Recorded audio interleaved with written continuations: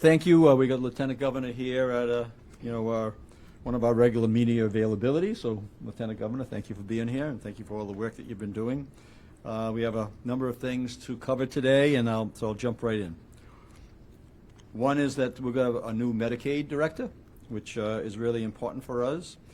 I'm glad to announce that I've appointed Kristen Souza as Rhode Island's new Medicaid director. And Kristen has spent her career focused on Medicaid program development, policy, and contract management. Since December, she has been serving as the interim director. Before that, she served as the deputy Medicaid director. So I want to thank Kristen for stepping up as the interim director. As we all know, Medicaid's a big part of our state budget, and to have somebody as qualified as Kristen in that place is a very appropriate time frame. Especially as we're working our way through many of the issues that are front and center in that area. So Kristen brings significant institutional knowledge, and we know she's prepared and qualified to lead. So we want to thank Kristen for that.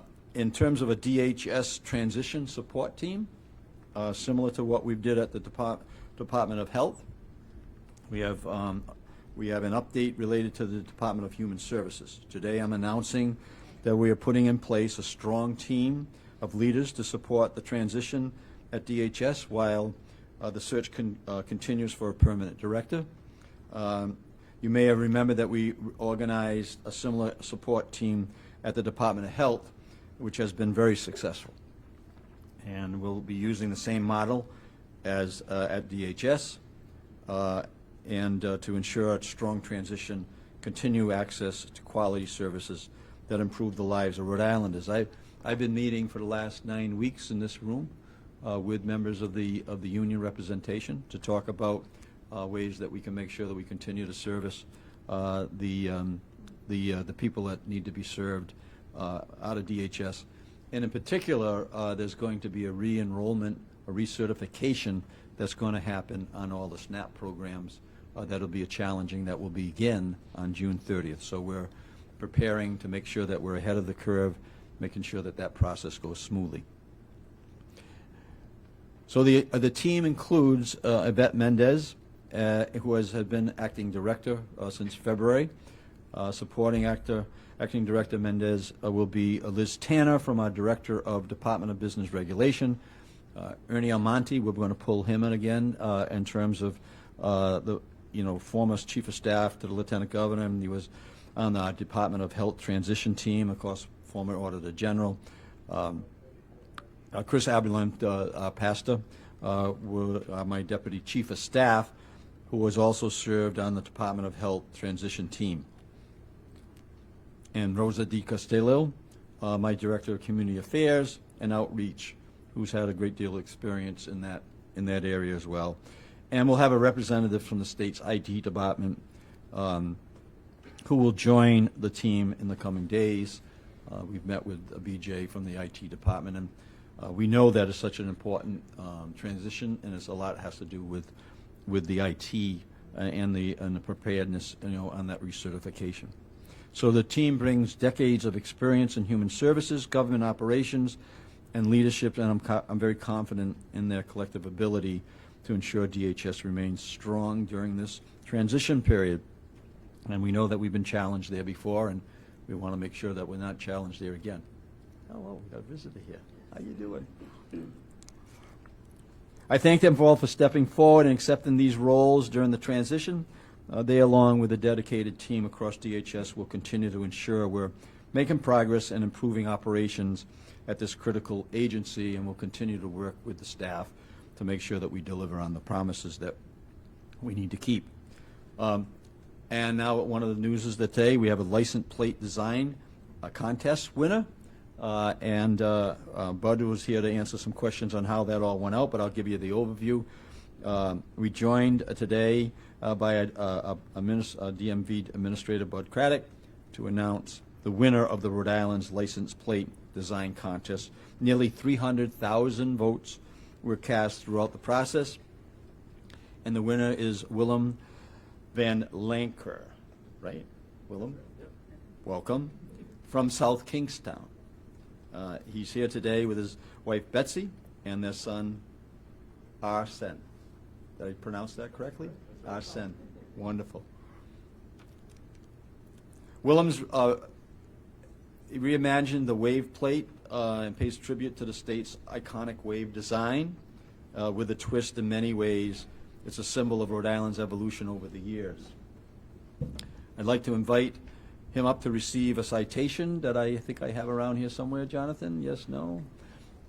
We'll get that to him if we don't have it. Oh, we do have it here. Alana, thank you. And Willem will be available to give a little answers to any questions you might have at some point in time today or in the future, right, Willem? Yes. And then it's Arsen. Arsen. Like our son? Arsen. It's French? Nice. Well, this is a special recognition, Willem, in gratitude of your artistry and dedication in submitting the winning design for Rhode Island's license plate contest. Your reimagined wave plate pays homage to the state's iconic design with the elevated twist that is symbolic of Rhode Island's evolution over the years. So we're, on behalf of the people of the state of Rhode Island, I just want to give you this certificate of recognition along with our Lieutenant Governor. Congratulations. And congratulations, and thank you for stepping up. It was a very successful program. Yeah, you can get over towards the plate. Is that okay? Why don't you come on in? Okay, excellent. He'll remember what's going on in a few years, right? Yes, great.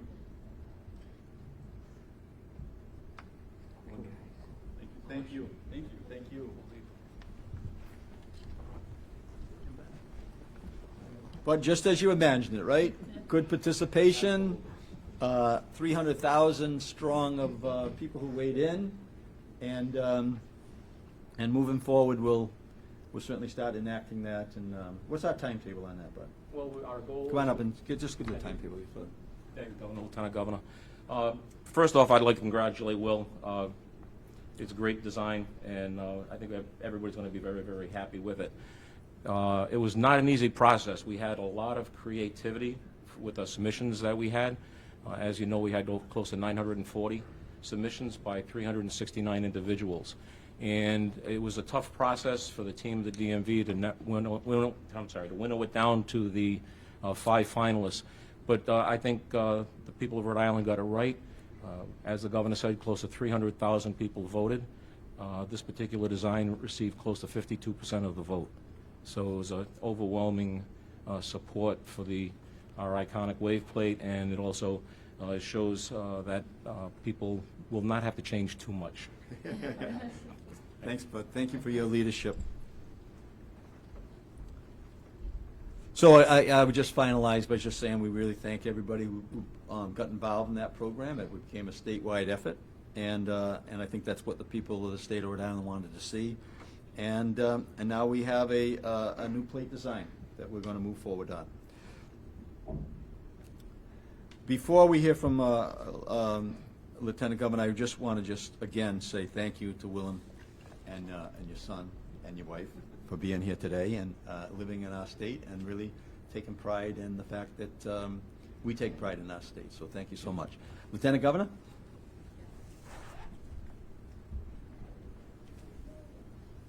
Good afternoon. Congratulations again. I just want to give a brief update from my office, and then I'll turn it back to the governor for questions. First of all, I would like to welcome and introduce my new chief of staff, Yvonne Graff, who's here today with us. Yvonne comes from, have more than 20 years of public service leadership experience.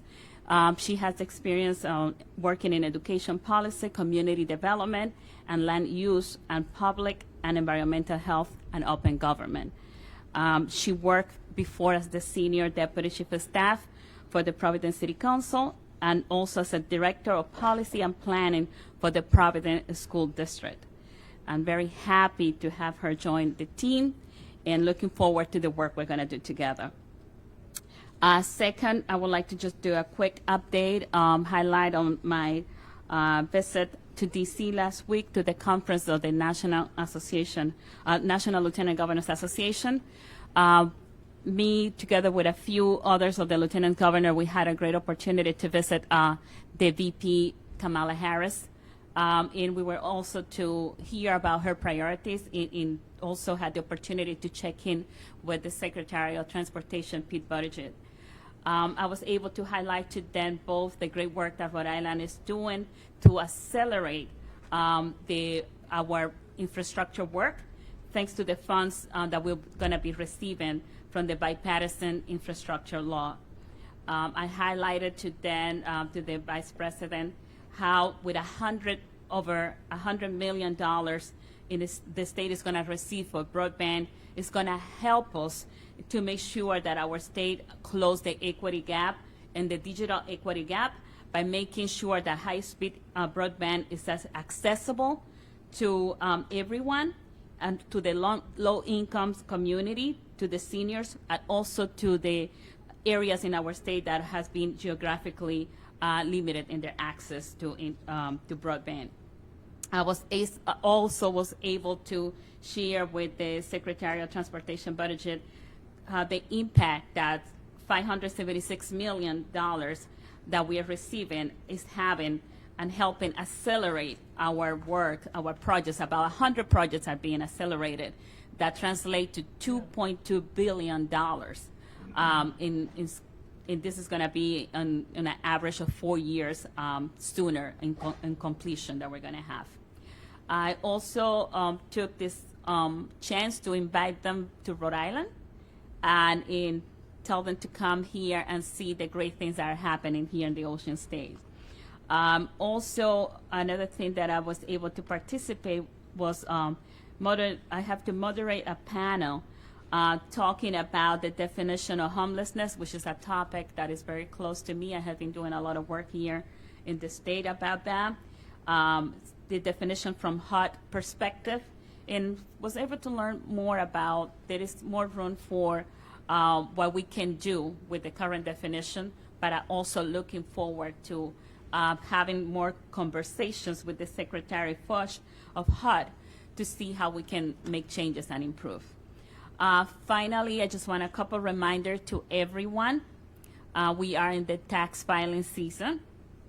April 18 is the deadline here.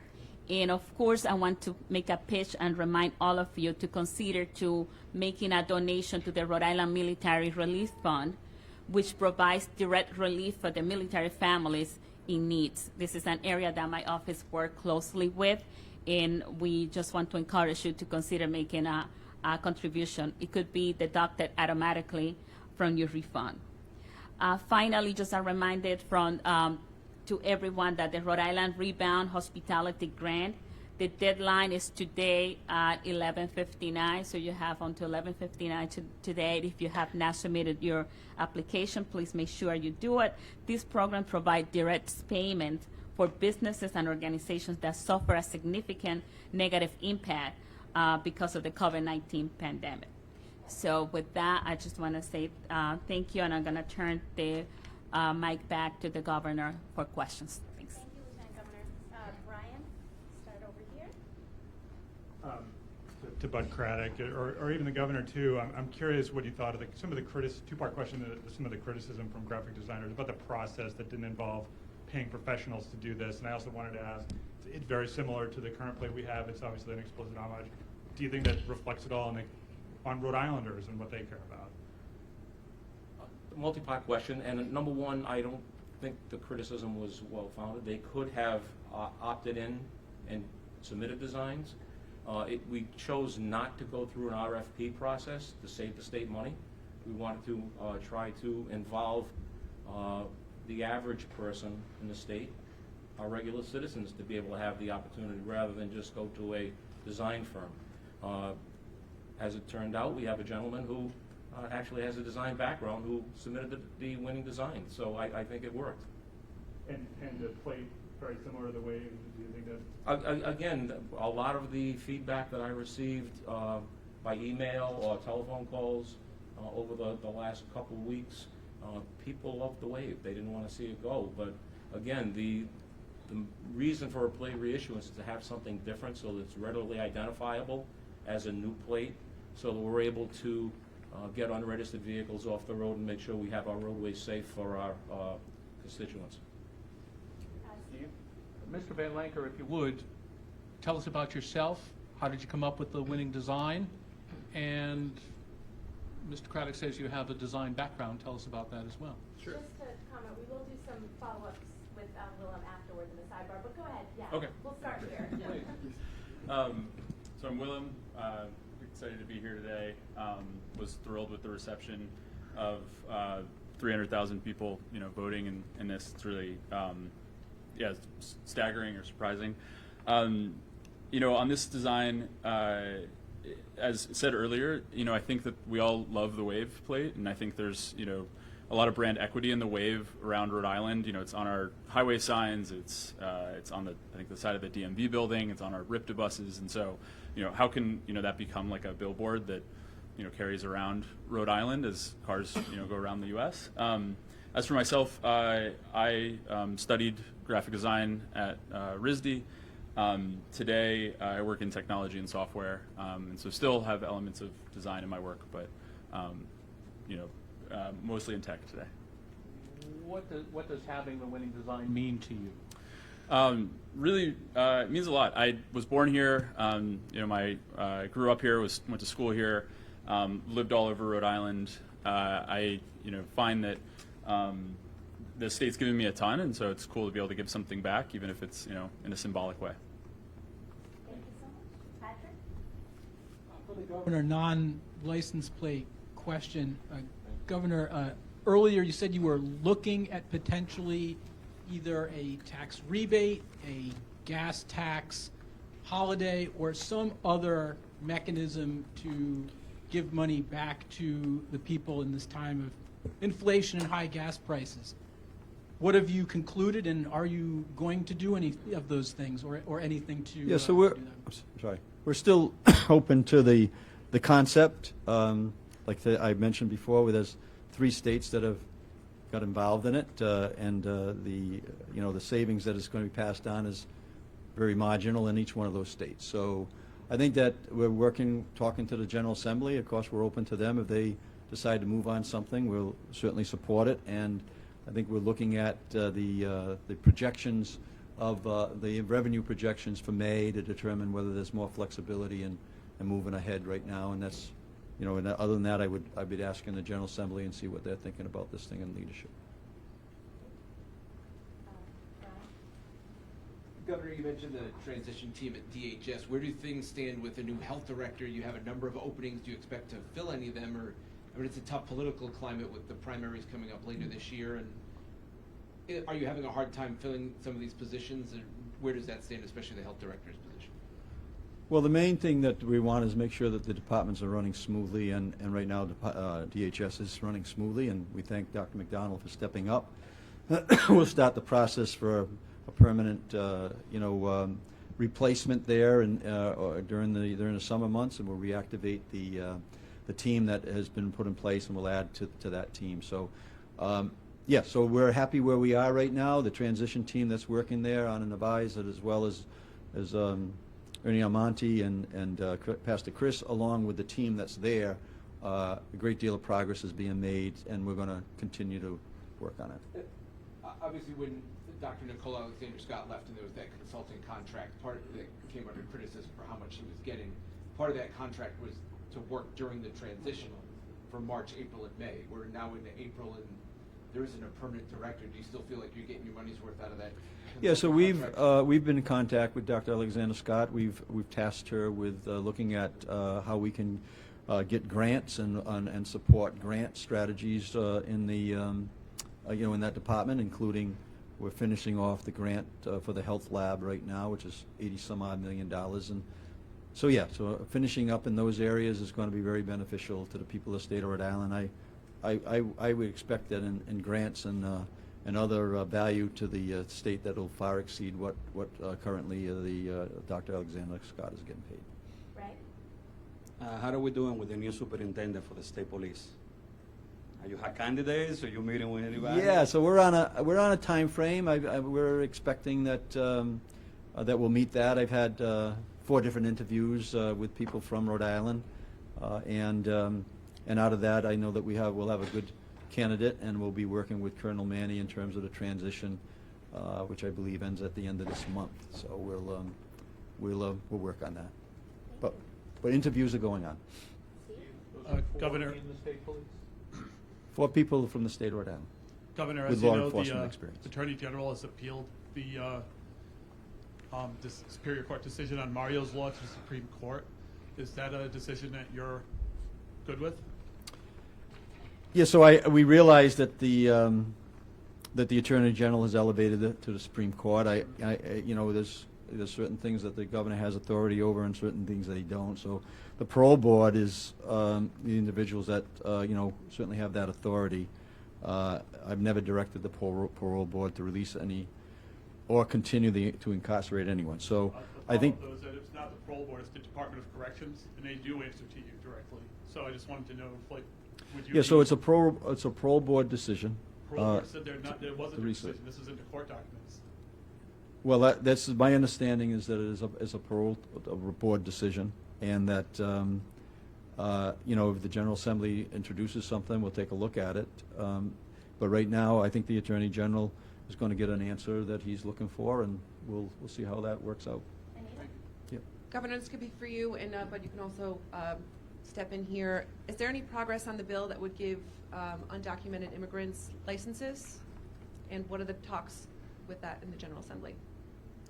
Yeah, so I don't know exactly where it is right now. We're on record over the number of years that I believe that that I think it's a good idea. I think it's an economic issue. We know that people are looking for workers, and this is going to help accelerate that. And we know that people who are working are paying taxes in the state. So I've been supportive of that. I'm waiting to see what the final, if there is a bill that's passed, what it actually looks like. We're not sure exactly what we're going to see, but in principle, I've supported that idea, and I'm prepared to sign that legislation if it comes to my desk in a way that makes sense to the state of Rhode Island. And Mr. Craddock, are you in talks with the General Assembly about this bill? Obviously, We've had some conversations, expressed some concerns on the best way to implement it from an operational standpoint. One of their concerns was to make sure that we did not negatively impact any of the Real ID credentials that we've issued. Real ID law does allow credentials for undocumented individuals, so we're making sure that when things get passed through the legislature, we work with them so that we've protected the individuals that already have Real IDs, and we don't endanger our certification through Department of Homeland Security. Just one more, Governor. There's a couple of ongoing investigations into your administration right now, including, as I understand, into involvement of Mr. Craddock. What's your message to the people of Rhode Island who are seeing this news come out, particularly the FBI's or the federal officials' involvement in ILO investigation? What do you think? Yeah, so I know that it certainly is a topic that is of discussion, and my message to the people of the state of Rhode Island is to remind them that it was a state of emergency. That when I came in, and I think we have to keep on reminding people who are reporting on this that we had the lowest vaccination rate, we had the highest death rates, the highest infection rates. It was a state of emergency. It was a true state of emergency. So, and I always did what was in the best interest for the people in the state of Rhode Island, and I never overreached the authority that I had as a governor. But I would also say that when the dust settles, a question for you, when the dust settles and you come up empty, who's going to have the courage to write that story? Are you Thank worried you about Governor, so that's much. the FBI that's looking. It's not just, media reports. I'll repeat. When you come up empty, who's going to have the courage to write that story?